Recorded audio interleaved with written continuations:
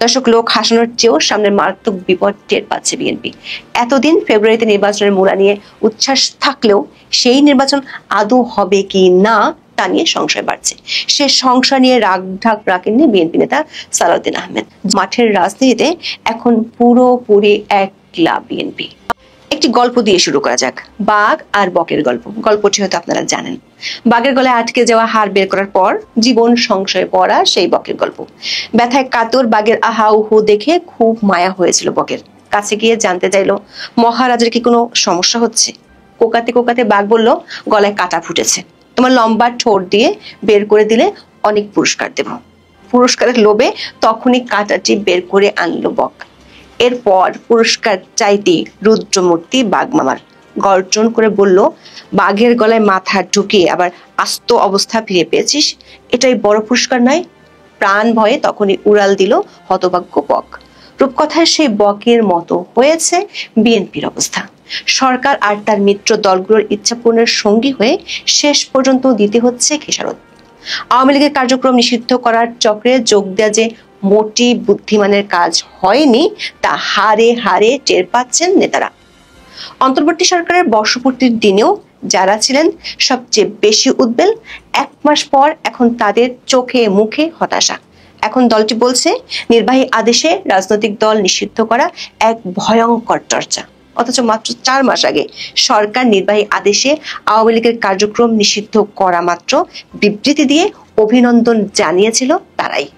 এতদিন পর এসে দলটি বুঝতে পারছে আরো একবার মেটিকুলাস শকের বলি হয়েছে তারা। প্রশ্ন হলো, 1 বছরে একের পর এক ভুল বিএনপিকে যেখানে ঠেলে দিয়েছে সেখান থেকে বেরিয়ে আসার সুযোগ কি আর আছে? 2024 সালের 5ই আগস্ট আওয়ামী লীগ সরকারের পতনের পর আন্দোলনে নেতৃত্ব দানকারীরা বিভিন্ন সময়ে মৃদু স্বরে দলটিকে নিষিদ্ধের দাবি তুলতে থাকে। তবে তখন বিএনপির পক্ষ থেকে ছিল জোর বিরোধিতা।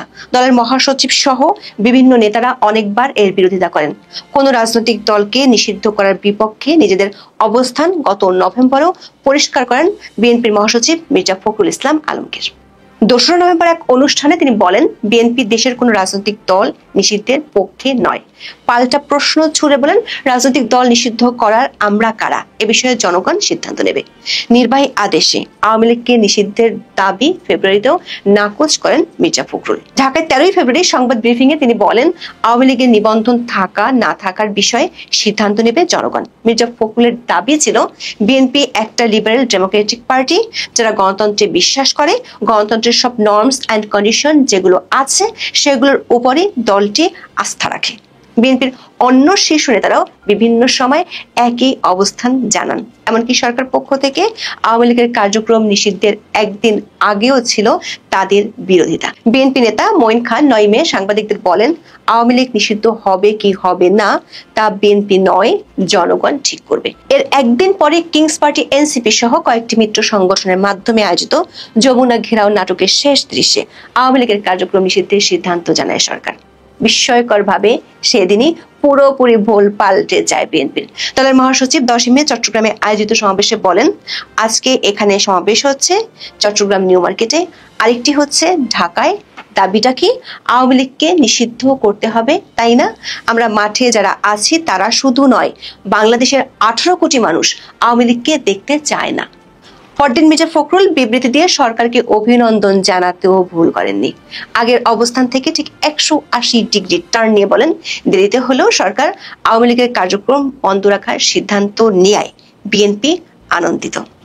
বিএনপি শুরু থেকে আওয়ামী লীগের রাজনীতি নিষিদ্ধের পক্ষে ছিল বলেও দাবি করেন তিনি। বলেন, বিএনপির দাবি মেনে আরো আগে এই সিদ্ধান্ত নেওয়া হলে চাপের মুখে ব্যবস্থা নেওয়ার মতো বিব্রতকর ও অনভিপ্রেত অবস্থায় সরকারকে পড়তে হতো না।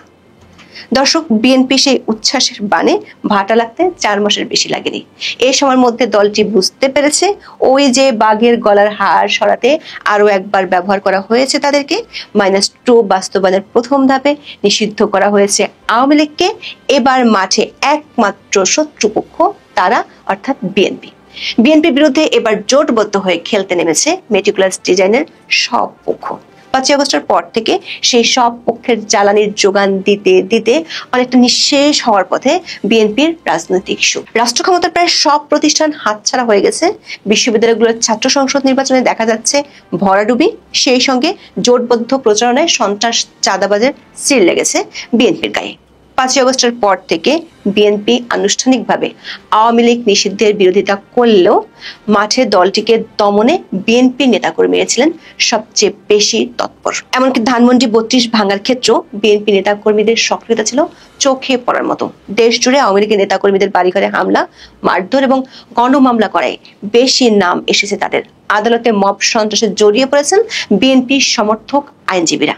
সবশেষ 15ই আগস্ট ধানমন্ডি 32-এ অবস্থান নিয়ে তারেক ভাই কথা দিলাম 32 নাম্বার দখলে নিলাম, সেই স্লোগান দর্শক নিশ্চয়ই আপনাদের মনে আছে। আর এসব ঘটনায় সুবিধা করে দিয়েছে তাদের এখনকার প্রধান প্রতিপক্ষ জামাতকে। সারা দেশে কোণঠাসা আওয়ামী লীগ নেতাকর্মীদের সঙ্গে ঘনিষ্ঠতা বাড়ানোর কৌশল নিচ্ছে জামাত ইসলামী। এমনকি জাকসু নির্বাচনও এর কিছুটা প্রভাব পড়েছে বলে রয়েছে আলোচনা। বিপরীতে রাজনৈতিকভাবে এখন প্রায় বন্ধুহীন বিএনপি। আগামী ফেব্রুয়ারি নির্বাচন নিয়েও তেমন কোনো আশা দেখছে না দলের নেতারা। প্রো ইসলামী আর বাংলাদেশের জাতীয়তাবাদ ঘরানার ভোটের একটা বিরাট অংশ এতদিন বিএনপির বাক্সেই পড়ত। কিন্তু জামাত ইসলামী সহ 9টি দল, যাদের ভোট ব্যাংক একই, তারা মাঠে নামছে বিএনপিকে ঠেকাতে। লন্ডন বৈঠকে বিএনপির সাথে অধ্যাপক ইউনূসের যে সমঝোতা হয়েছিল, সে সমঝোতার বৃক্ষটিকে কেটে ফালা করতে চায় এই 9টি দল। সেই ফালা করার কর্মসূচির একটি দাবি হলো জাতীয় পার্টি সহ 14 দলকে নিষিদ্ধ করতে হবে। এমন যুগপৎ দাবির পর বিএনপির ঊর্ধ্বতন মহলের মিটিংয়ে এক সদস্য রীতিমতো বাঘের মুখ থেকে বকের হাড় বের করে আনার গল্পটি বলে বসলেন। দলগুলো নিষিদ্ধ হলে যে বিএনপি মাঝ সমুদ্রে বড্ড একা হয়ে যাবে, সেটি পরিষ্কার করতে সময় নেননি সালাউদ্দিন আহমেদ। 16 সেপ্টেম্বর তিনি সাংবাদিকদের বলেছেন, আওয়ামী লীগের নেতৃত্বে 2024 সালের 7ই জানুয়ারি যে নির্বাচন হয়েছে, তাতে সম্ভবত 28টি নিবন্ধিত রাজনৈতিক দল অংশ নিয়েছিল। তাহলে স্বৈরাচারের দোসর হিসেবে, ফেসিবাদের দোসর হিসেবে নিষিদ্ধ চাইতে হলে তো 28টি দলের রাজনৈতিক কর্মকাণ্ড বা দলকে নিষিদ্ধ করতে হবে। তাহলে নির্বাচনটা কাদেরকে নিয়ে হবে? জামাত সহ ধর্মভিত্তিক দলগুলোর কাছে খবর হলো বিএনপি জাতীয় পার্টির মাধ্যমে নির্বাচনে গেম খেলতে চেয়েছিল। সেই গেম ঠেকাতে বিএনপির বিরুদ্ধে উল্টো বাজিমাতের চাল দিয়ে বসেছে জামাত সহ 9টি দল। তাতে বিএনপির আফসোস বাড়ছে অতীতের ভুলের জন্য। ভয়াবহ এমন বিপর্যয়ের মুখে আওয়ামী লীগকে নিষিদ্ধের ফাঁদে পা দেওয়ার ভুল ভালোভাবে অনুভব করছে বিএনপি। দলের স্থায়ী কমিটির সদস্য সালাউদ্দিন আহমেদ এবার বিষয়টি খোলামেলা স্বীকার করে দিলেন। বলে নির্বাহী আদেশে রাজনৈতিক দল নিষিদ্ধের চাওয়া এক ভয়ঙ্কর চর্চা। তিনি দাবি করেছেন, বিএনপি আগেও এই বিষয়ে তাদের বক্তব্য পরিষ্কার করেছে। নির্বাহী আদেশে কোনো রাজনৈতিক দলের কর্মকাণ্ড বা কোনো রাজনৈতিক দলকে নিষিদ্ধ ঘোষণা করা বিএনপি সমর্থন করে না। অথচ মেতে যখন সন্ত্রাস দমন আইনের ধারা সংশোধন করে আওয়ামী লীগকে নিষিদ্ধ করছিল, তখন দলটির মহাসচিব সরকারকে অভিনন্দন জানিয়েছিলেন। বিএনপি এখন দল নিষিদ্ধের জন্য বিকল্প পথ বাতলে দিয়েছেন। সালাউদ্দিন আহমেদ বলেছেন, দল নিষিদ্ধের ব্যাপারে আদালতকে সিদ্ধান্ত নিতে দিন। বিচারিক প্রক্রিয়ার মাধ্যমে যদি সেটা নির্ধারিত হয়, সেটা নির্বাচন কমিশন মানতে বাধ্য। এছাড়া অন্য যে কোনো প্রক্রিয়ায় নির্বাহী আদেশের মধ্য দিয়ে যদি আমরা রাজনৈতিক দল নিষিদ্ধ চাই, তাহলে সেটা হবে একটা ভয়ঙ্কর চর্চা। দর্শক, জামাতের নিষেধাজ্ঞার ব্যাপারে আদালতের অবজারভেশন ছিল, দল নিষিদ্ধের বিষয়টি আদালতে নিয়ে যাওয়া ঠিক না। এমনকি গত বছর আওয়ামী লীগ সহ 14 দলকে নিষিদ্ধের জন্য হাসনাত সার্জিস সহ 3 সমন্বয়ক আদালতে রিট করেছিলেন। তখন অ্যাটর্নি জেনারেল বলেছিলেন, দল নিষিদ্ধের ব্যাপারে এ ধরনের রিট করা বিধি সম্মত নয়। যদিও আওয়ামী লীগকে নিষিদ্ধের বিষয়ে পরে বিএনপির মতোই অ্যাটর্নি জেনারেল বল পাল্টিয়েছিলেন।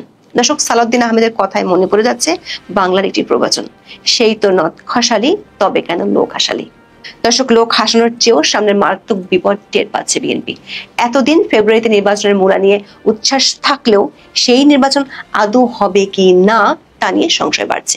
সে সংশয় নিয়ে রাগঢাক রাখেননি বিএনপি নেতা সালাউদ্দিন আহমেদ। জামাত এবং তাদের মিত্রদের ইঙ্গিত করে তিনি বলেন, এই দেশে যারা রাজনৈতিক দলগুলো নিষিদ্ধ ঘোষণা করতে চাচ্ছে, তারা যদি পরে বলে যে আমরাও নির্বাচন করব না, তাহলে কি এদেশে নির্বাচন হবে? উদ্দেশ্য ভিন্ন হতে পারে। তাদের এই দাবির পেছনে নিজেদের অতিরিক্ত সুবিধা সৃষ্টির জন্য হয়তো বা তারা আরো অনেক রাজনৈতিক দলের নিষিদ্ধ কামনা করতে পারে। এই বক্তব্য থেকে পরিষ্কার, মাঠের রাজনীতিতে এখন পুরোপুরি একলা বিএনপি। তাদের আশঙ্কা জামাত এবং মিত্র দলগুলো নির্বাচন বানচালের জন্য শেষ পর্যন্ত ভোট বর্জনের ঘোষণা দিতে পারে। সেক্ষেত্রে ফেব্রুয়ারিতে নির্বাচনের স্বপ্ন অধরাই থেকে যাবে বিএনপির। নির্বাহী আদেশে আওয়ামী লীগের কার্যক্রম নিষিদ্ধ করার পর অভিনন্দন জানানো বিএনপি এখন নিজের জিভে কামড় দিচ্ছে, বলছে এভাবে দল নিষিদ্ধ করার সুযোগ থাকা উচিত নয়। আবার ফিরে যাই রূপকথার সেই গল্পে। বাঘের গলা থেকে একে একে হাড় বের করে এখন বকেরই বাঘের পেটে যাওয়ার দশা। প্রশ্ন হলো, রূপকথার বকটি কি পালিয়ে বাঁচবে, নাকি বাঘবন্দি করার জন্য কোনো কৌশল খুঁজে বের করতে সক্ষম হবে?